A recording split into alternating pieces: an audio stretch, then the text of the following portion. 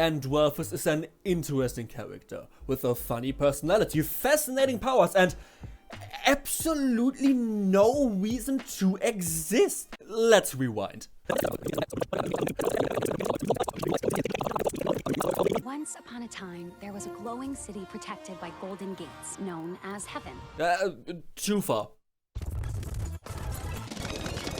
Helluva Boss started out as a fairly episodic show. The imps went down to earth, assassinated their target, and faced a random antagonist. However, starting with the second half of the first season, it began to develop into a more serialized and story-driven drama. One aspect that changed drastically as a result are the show's villains, going from heavily connected to IMP's assassination attempts to being more and more detached from them, instead acting due to personal reasons. This culminated with the introduction of the show's main villain, Andrealphus, whose whole motivation isn't even related to the imps. He strives to take over Stella's money, power, and his family.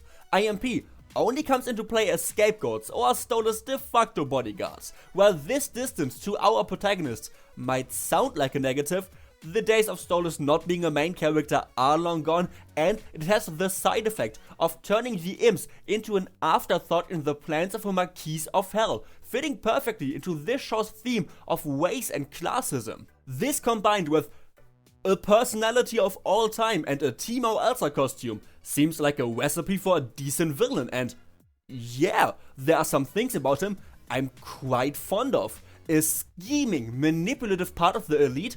That does sound interesting. There are some problems I have with his personality, and especially how he acts like, what the hell even was his plan and mastermind?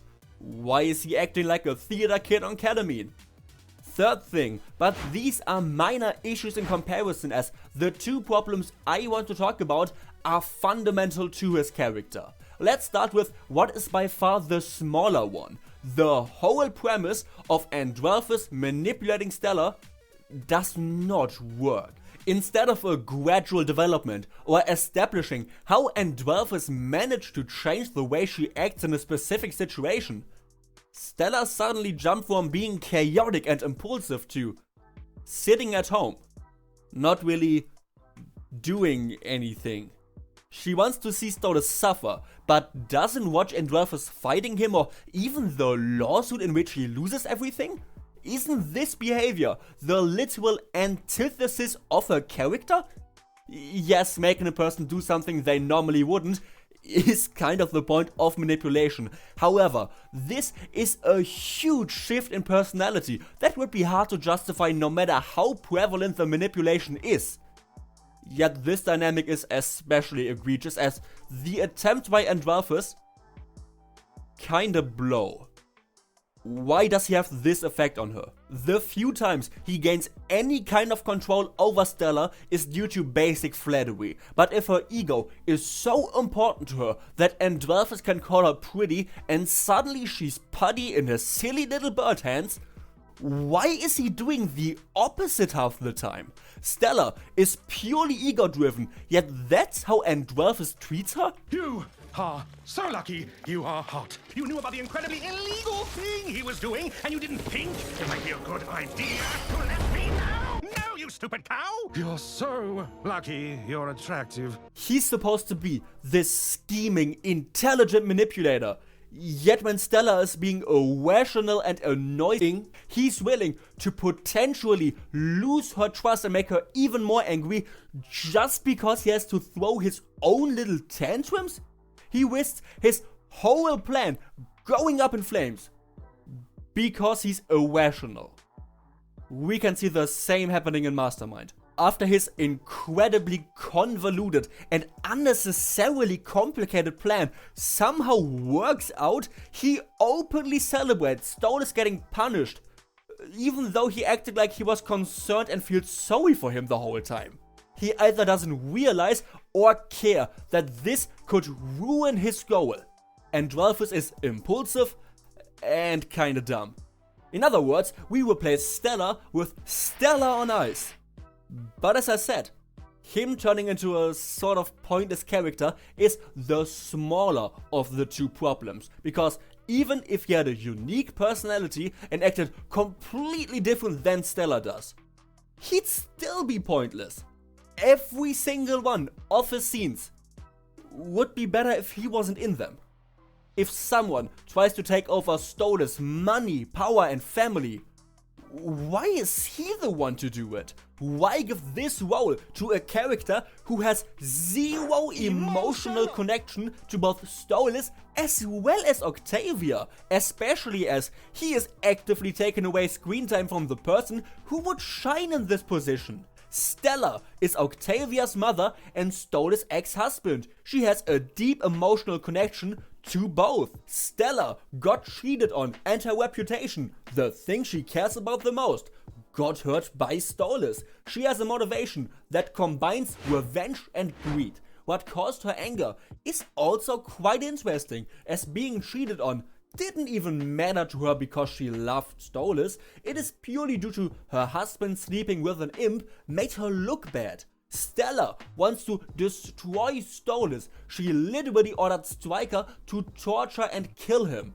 Andrealphus has no emotional connection to either Stolas or Octavia, acts purely due to greed, and doesn't even care about Stolas. He just wants his money and power. In every aspect, Andrealphus is just a less interesting version. The only meaningful change his introduction provided is that Stella's plan went from torture Stolas and then assassinate him to steal his powers, possessions and keep him away from his daughter, and then probably torture and assassinate him, which is an improvement. The storyline of Stolas' downfall is quite an interesting and essential one, but also one that doesn't require Andrealphus. In the slightest, Stella could have just done the same thing.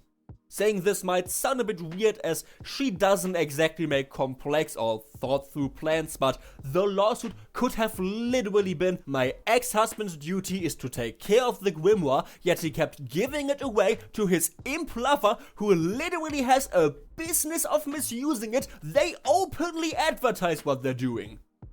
Honestly, that's how simple the lawsuit should have been, no matter who's behind it. Not only because the audience would be able to follow what the f is going on without suffering an aneurysm, but it would have been a lot more impactful too. Stolas would have gotten punished because of what he actually did, lending someone his grimoire, which Stella only revealed because he cheated on her. So, Stella has more reasons to do this. With a more interesting motivation, could have done it in a simpler and more effective way that would have been more impactful as well as more deserved, but instead, we spent multiple episodes introducing another character just to do it worse. Andrealphus is an interesting character, with a funny personality, fascinating powers, and absolutely no reason to exist. I genuinely can't explain why we took away all of Stella's agency and screen time just to give it to a less interesting version of the same character. It is an unforced error and confusing decision. Did they want a version of Stella that's more intelligent? Then why write her to be a dumb person and make Andrealphus act like an idiot? Did they not want Stella to be the one suing Stolas so she would be there for Octavia in order to gain her trust?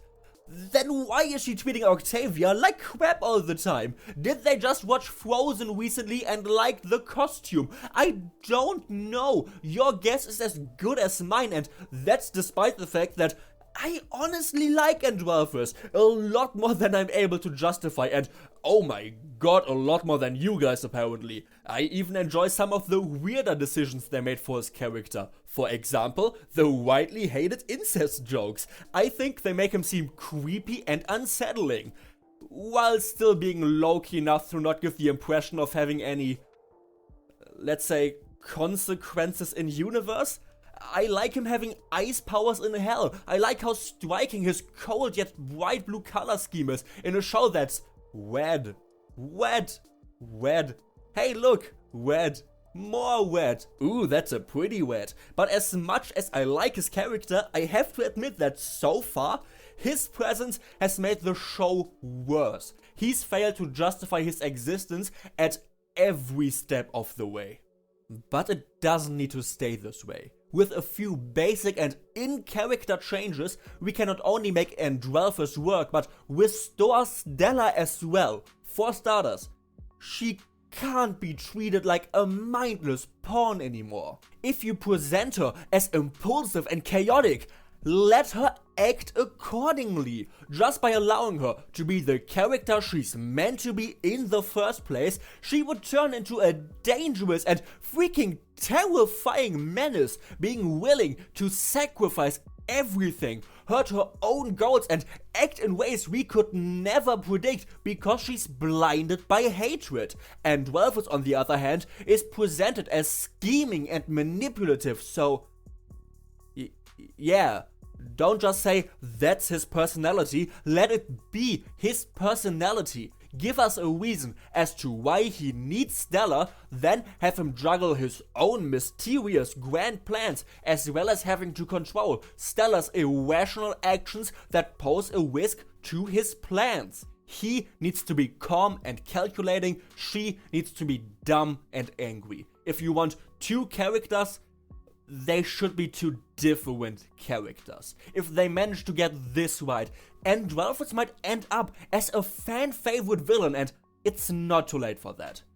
Is there something else that's stopping you from liking him, or do you want to tell me how pretty I am? Comment section, like, subscribe, bye.